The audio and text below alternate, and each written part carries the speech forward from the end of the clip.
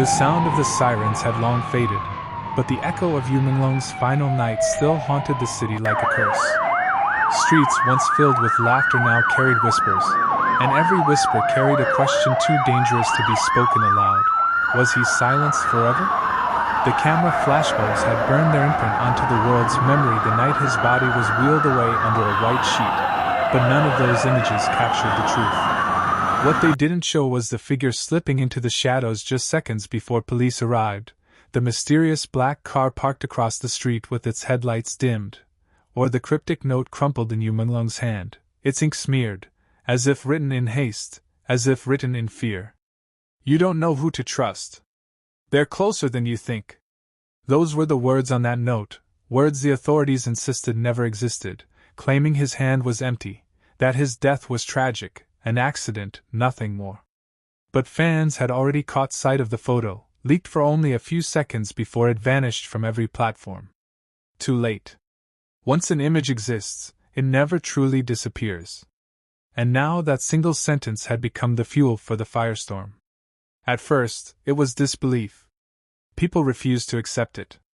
Then came the grief, the tears that swept across fan gatherings worldwide. But grief turned into suspicion, and suspicion into fury. His death wasn't aligning with what they were told. Witnesses had conflicting statements. Camera footage was conveniently missing. One of his closest friends posted a cryptic message before deleting it, asterisk. You think this was fate? No. This was written. Asterisk. And that was when the darkest question surfaced. Was Yu Menglong silenced? The first clue came from the autopsy report, or rather, the absence of it. The official document, released in the early hours, looked almost manufactured. Fans pointed out that certain medical terms were misspelled.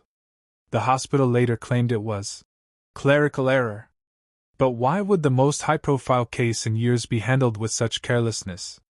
Then, the eyewitness, a delivery man who swore he saw Menglong arguing with someone in a hooded jacket minutes before the tragedy. He described a tall silhouette, a sharp voice, and the words, "You won't ruin everything now." Days later, that same man recanted his statement, claiming he had been mistaken. But by then, people noticed his family had suddenly moved out of their tiny apartment into a gated community far beyond what his delivery salary could ever afford. It wasn't just about a death anymore. It was about a cover-up. And yet, the deeper fans dug, the stranger the picture became. Leaked screenshots showed Menglong had been preparing to expose something, a story that involved names too heavy to be spoken aloud. His laptop, seized by authorities, was reported as empty, wiped clean.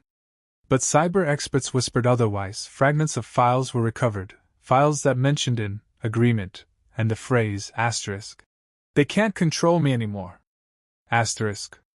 The night of his memorial, thousands gathered with candles. They sang his songs, recited his lines, begged the universe for answers. But beneath the harmony of voices was something colder, the feeling of eyes watching. Unmarked vans lingered at the edges of the gathering. Cameras zoomed in on tear-streaked faces. And then, without explanation, the live stream of the memorial cut off. For hours, the internet was silent. When the feed returned, it was edited, sanitized. The parts where fans had shouted, "Justice for Menglong!" gone. The moments where they held up banners that read asterisk. "Who silenced him?"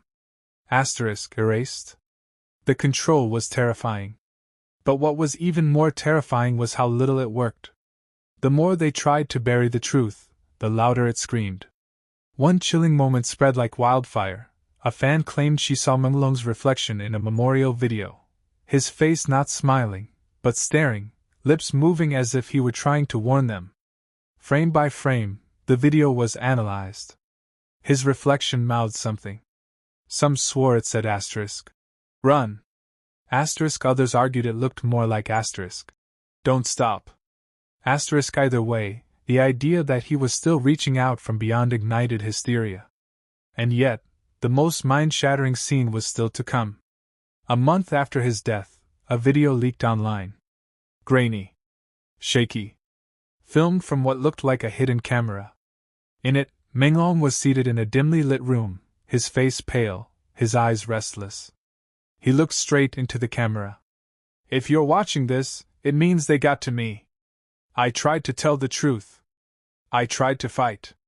But they—" His voice cut off as the door slammed open. A shadow entered. He flinched. The recording ended. The internet erupted. Was this video real? Or was it a cruel fabrication designed to fuel chaos? Official sources denied it instantly. But denial no longer mattered. The image of him speaking directly to fans was carved into their minds. They couldn't unsee it. They couldn't unhear it. And deep down, they couldn't shake the feeling that Menglong's voice hadn't been silenced at all. It was still echoing, guiding them. Some said the people behind his death were now watching the fans themselves, tracking those who spoke too loudly. Strange accounts began disappearing overnight. Messages went unsent. Posts were deleted mid-scroll. One fan claimed her phone lit up on its own at 3 a.m., a notification from Menglong's old account, *. Don't believe them. * minutes later, the notification vanished. She tried to screenshot it, but her gallery was empty. Fear and obsession blurred together. Who could they trust? Each new piece of evidence seemed to vanish faster than it appeared. But that's the thing about the truth, it's stubborn. It lingers. It seeps through cracks no matter how much they try to cement over it. And so, a question lingers in every viewer's mind, the same question that led you here, the same question that keeps you from closing this video even now. Was Yu Menglong's silence forever, or is his silence the loudest scream of all? The truth may be darker than any of us are ready to admit. But this story doesn't end here. The next piece of the puzzle is waiting, and you're going to want to see it, because what comes next will make everything you've just heard feel like the calm before the storm. Watch the next video, and step further into the shadows. The night after the leaked video shook the internet, the city felt different, like it was holding its breath. Neon lights still flickered on the streets, but the laughter, the music, the comfort of routine was gone. People walked faster, their eyes darting to shadows, as though Yu Menglong's ghost had unsettled the rhythm of the world. And maybe it had. Because somewhere, in a cramped apartment lined with posters and photographs of Menglong, a group of fans huddled around a laptop, replaying the leaked video frame by frame. The room was dark except for the screen glow. No one spoke, afraid even whispers might break the fragile connection to what they were seeing. "Pause. Go back," one girl muttered, her trembling finger hovering over the spacebar. "Did you see that?" The boy beside her leaned closer, his face pale with exhaustion and fear. "There. Look!" On the final second of the video, just before the door slammed open, Menglong's eyes darted not at the camera, but to the side, towards something, or someone, outside the frame. And there, in the faint reflection of a glass picture frame on the wall, was the blurred outline of another figure. Not just any figure. It was someone they recognized. They all froze. A name formed silently on their lips, though none dared say it aloud. It was impossible. It couldn't be. But the reflection told a different story. If what they were seeing was real, then the betrayal ran deeper than anyone imagined. One of them shut the laptop suddenly, her breath sharp. "If this gets out, they'll know. They'll come for us." But it was too late. Outside the apartment, an unmarked van sat in the alley, its headlights dimmed, an engine humming quietly like a beast waiting to pounce. The watchers were already there.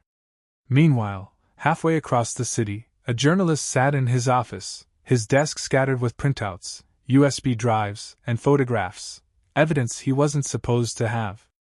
He had spent weeks piecing together Menglong's final days, tracing calls, mapping movements, following names that no one dared say aloud. His hands shook as he pinned the last photo onto his corkboard, a shot of Menglong walking into a building 2 nights before his death. A building that didn't officially exist on any map. And yet the lights in its windows burned late into the night. The journalist leaned back, running his hands through his hair. He had uncovered something monstrous, something that explained the fear in Menglong's last recording. But even as he prepared to write, a knock came at his door. Slow. Heavy. Deliberate. His breath caught. He hadn't told anyone he was here. "Who is it?" he called, voice unsteady. Silence. Then, the doorknob turned. Somewhere else, at that exact moment, Menglong's fans were posting desperately, trying to spread the truth before it vanished again. But one by one, accounts disappeared. Videos were flagged, taken down. Hashtags died in minutes. It was like battling a storm with a candle. And yet, one clip remained. A short audio file uploaded to a random channel nobody had ever heard of. In it, Menglong's voice whispered, "They can erase everything, except you. Don't stop. Find the tape." The words crackled with static, but the urgency was undeniable. Find the tape. It became the new obsession. What tape? Where was it? Was this the final piece Menglong had left behind, the evidence powerful enough to destroy whoever wanted him silenced? Fans began searching, combing through old interviews, behind-the-scenes clips, even fan cams, looking for hidden messages. And then someone found it. In his last live broadcast, Menglong had held a coffee cup with strange markings. Not random. Coordinates. The location? An abandoned theater on the outskirts of the city. That night, hundreds of fans showed up, flashlights cutting through the darkness as they pushed open the rusted doors. Dust and broken seats greeted them, the air thick with the scent of decay. On stage, someone had scrawled words in chalk, asterisk. Not everything dies. Asterisk. And beneath the floorboards, hidden under planks long forgotten, they found it. A box. Inside, a videotape. The crowd gasped. Cameras clicked. But before they could celebrate, the sound of footsteps echoed through the theater. Dozens of black-clad figures stormed in, faces hidden, moving in perfect formation. Panic erupted. Fans screamed, scattering, clutching their phones, their candles, the tape. The world spun into chaos. One girl, her hands shaking, clutched the box to her chest and ran.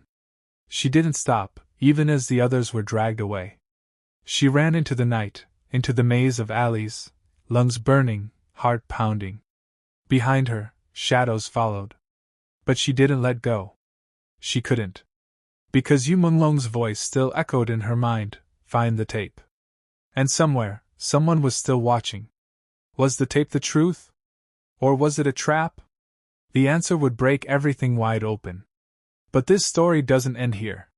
What happens when the tape is finally played will shatter every belief, every illusion, and every lie we've been told about Yu Menglong's death. And you're not ready to hear it yet, because once you do, there's no turning back. Go now. Watch the next video.